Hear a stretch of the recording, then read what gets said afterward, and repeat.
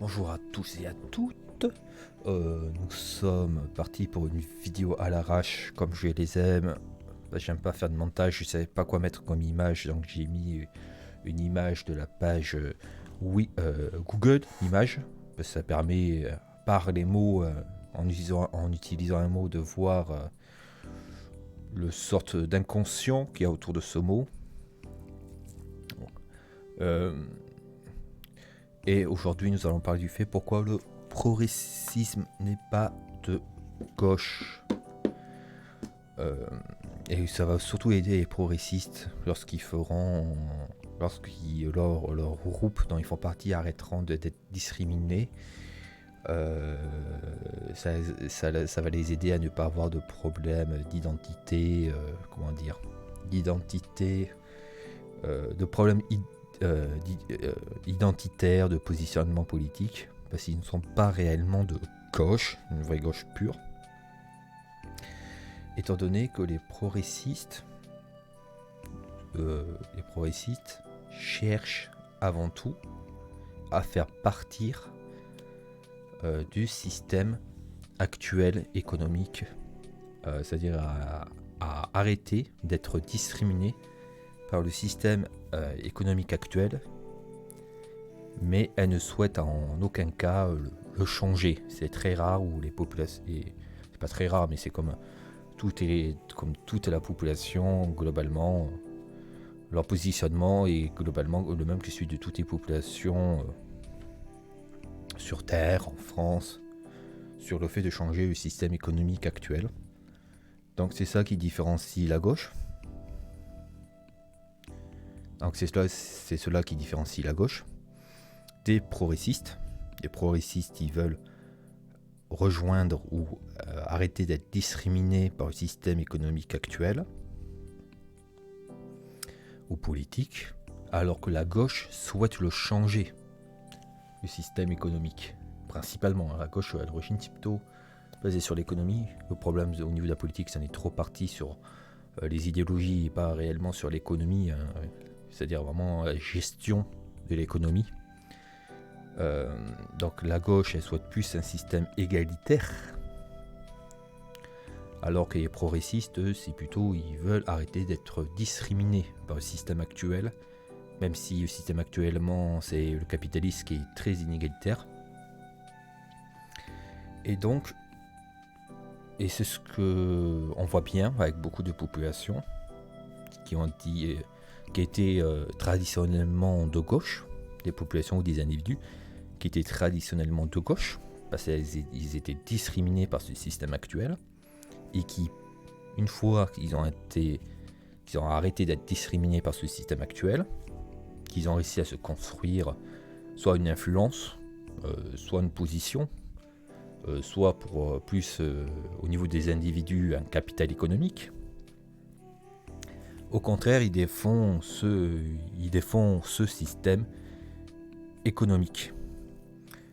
C'est le cas par exemple c'est le cas de beaucoup de stars. On peut voir avec ça beaucoup de stars.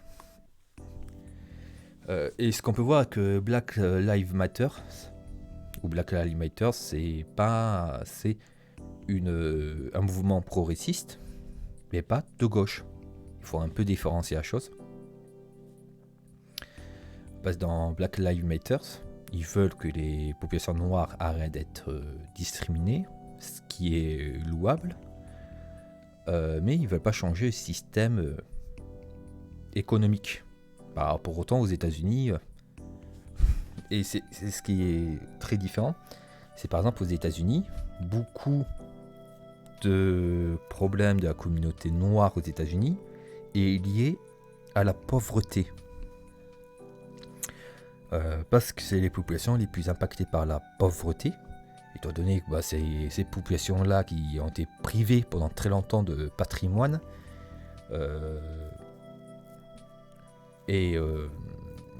Voilà, donc Black Lives Matter défendait d'arrêter de discriminer les Noirs, mais ils ne voulaient pas changer le système capitaliste actuel aux États-Unis. Ils ne défendaient pas peut-être quelques cohortes de personnes, hein, mais globalement, la principale défense de Black Lives Matter, c'est vraiment le gros mouvement progressiste qu'on a eu récemment. Ce n'était pas son impératif, ce n'était pas de changer le système de redistribution des richesses aux États-Unis. Pour autant,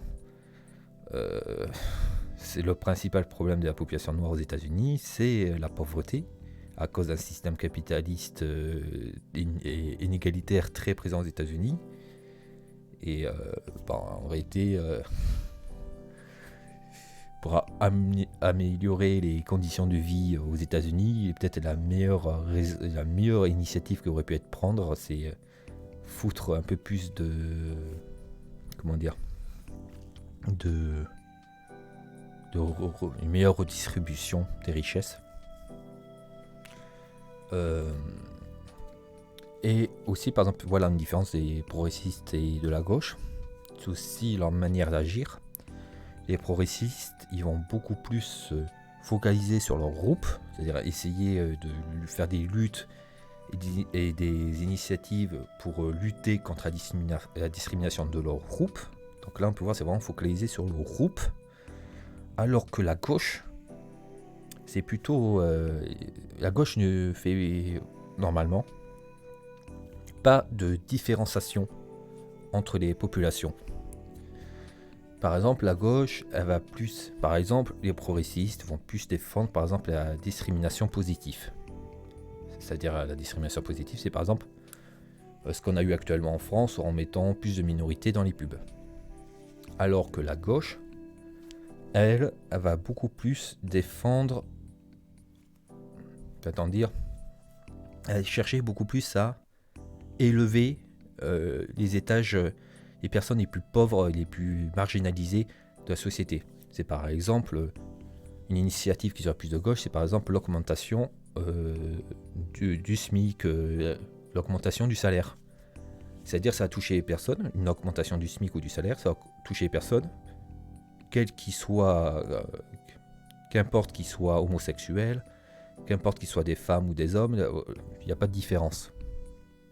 C'est-à-dire une gauche va être plus défendre on ne va pas faire de différenciation dans le salaire d'une femme et d'un homme. Donc les progressistes ils cherchent beaucoup plus à se faire une place. Et c'est ce qu'on voit. Il y a beaucoup de personnes issues des anciennes minorités qui étaient traditionnellement classées à gauche. Mais qu'une fois ces populations-là, ces personnes qui ont réussi à avoir une place, va-t-on dire, dans le système politique ou économique actuel, on voit peu à peu rejoindre des partis qui sont plus orientés à droite. C'est comme en France, il y a eu une assez bonne assimilation, intégration, je ne sais pas comment on peut dire maintenant, parce qu'il y a toujours des gens qui vont mal prendre les propos, mais il faut quand même mettre des noms sur des choses. Au bout d'un moment. Mais il y a des individus et des populations qui ont été moins discriminés, même certains ne sont plus discriminés. Par exemple, les femmes, on va dire moins discriminées parce qu'on ne peut pas toucher à la sensibilité des gens, mais les femmes, on les a vues, avant c'était la gauche qui défendait leur cause, et peu à peu, on a vu les féministes, plus, on va attendre dire plus les féministes, plus rejoindre des partis plus positionnés à droite. C'est-à-dire avant c'était traditionnellement le parti communiste qui défendait le parti socialiste, mais maintenant la République en marche qui se dit féministe. Et ce qui est un peu représentatif, ce qui n'est pas totalement faux. Comme à gauche, hein, à gauche c'est pas totalement vrai, c'est pas totalement faux non plus. Comme pour la République en marche, où on a beaucoup de femmes à des postes de haute responsabilité, on a de plus en plus de femmes députées, voilà. Et même à droite maintenant, il y a un certain féminisme qui a réussi à rentrer dans ces groupes, et c'est pour ça qu'on a eu une Pécresse candidate pour les Républicains, ce qui aurait été inconcevable il y a 40 ans. Même à l'extrême droite, on a Marine Le Pen. Après, Marine Le Pen, c'est peut-être plus qu'elle est la fille de son père. Mais pourtant, quand même, à l'extrême droite et à la droite, même je crois peut-être plus à l'extrême droite, mais il y a quand même beaucoup plus de femmes députées qu'il y a 40 ans, 50 ans. Donc on voit que le féminisme, elle s'appuyait au début sur la gauche, parce que la gauche, elle a toujours cherché en fait, la gauche a construit son électorat sur la défense des populations discriminées par le système. Une fois que ces populations arrêtent d'être discriminées, elles, par le système économique ou politique, elles se déplacent peu à peu à droite, et c'est ce qu'on voit avec le féminisme, avec les féministes. Dans 50 ans, 60 ans, on va avoir un féminisme. Bon, même maintenant, dans certains pays, on a un féminisme d'extrême droite, qui est même apparaît en France. Mais c'est également avec les populations qui n'ont pas un phénotype français caricatural, pour dire les étrangers entre guillemets, qui avant devaient s'appuyer sur la gauche, et que maintenant on a quand même beaucoup de personnes issues qui n'ont pas un phénotype français traditionnel, qui se trouvent dans la République en marche. Il faut s'attendre peut-être dans 50 ans, même si eux ont eu beaucoup plus de mal à faire cette avancée, à faire cette percée que le féminisme. Mais peut-être dans 50 ans, on en aura certains. Bon, en vérité, on en a un peu, en fait, quelques-uns. Avec Zemmour, qui est d'origine du Maghreb. Là aussi, merde, comment il s'appelle? J'ai oublié son nom. Qui est d'origine égyptienne. Il y a quand même une percée des minorités, même à l'extrême droite, qui aurait été inconcevable il y a 40 ans. Hein. Faut se rappeler, il y a 40 ans, ce que c'était. Hein. C'était bien pire. Mais également, les personnes avec une certaine sexualité.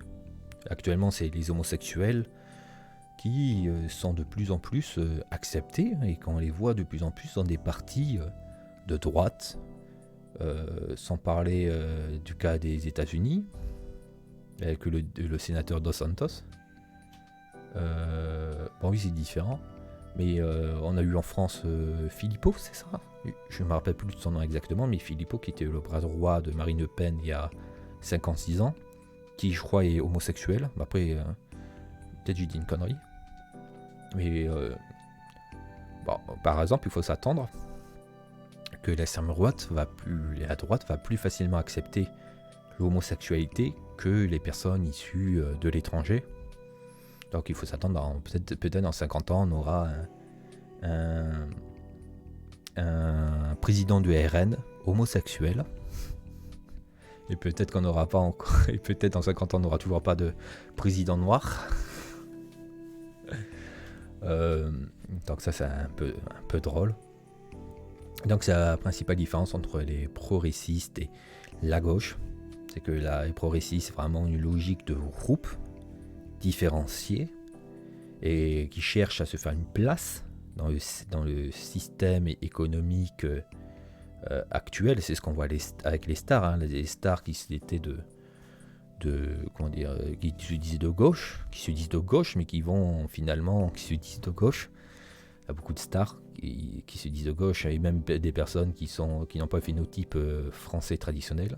C'est-à-dire des stars françaises qui n'ont pas un phénotype français traditionnel, qui se disent de gauche, mais qui vont dans d'autres pays, qui s'installent dans d'autres pays pour payer moins d'impôts.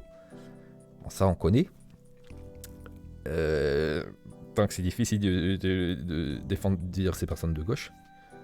Donc, les progressistes, on voit bien que c'est juste des personnes qui défendent leur groupe. Ils veulent que leur groupe arrête d'être discriminé par le système capitaliste actuel. Ils font une différence entre leur groupe et le reste de la population. Alors que la gauche, non, elle veut changer le système économique pour un système économique plus égalitaire. Et elle ne fait pas de différenciation entre la population. C'est par exemple le meilleur exemple, c'est le SMIC. Que vous soyez un homme ou une femme, quelle que soit votre sexualité, vous touchez le même SMIC. Et ça, je préfère. Bon, voilà, j'espère que j'ai pu aider, en tout cas, pour bien que vous compreniez la différence et arrêter de dire que les progressistes sont de gauche, parce que dans 100 ans, 200 ans, on aura peut-être un transsexuel, on aura un transsexuel président du RN, du descendant du RN, mais derrière, on sera toujours dans un système capitaliste. Un système capitaliste qui création d'inégalités de richesse. Bon. Adieu. Et bonne nuit à tous.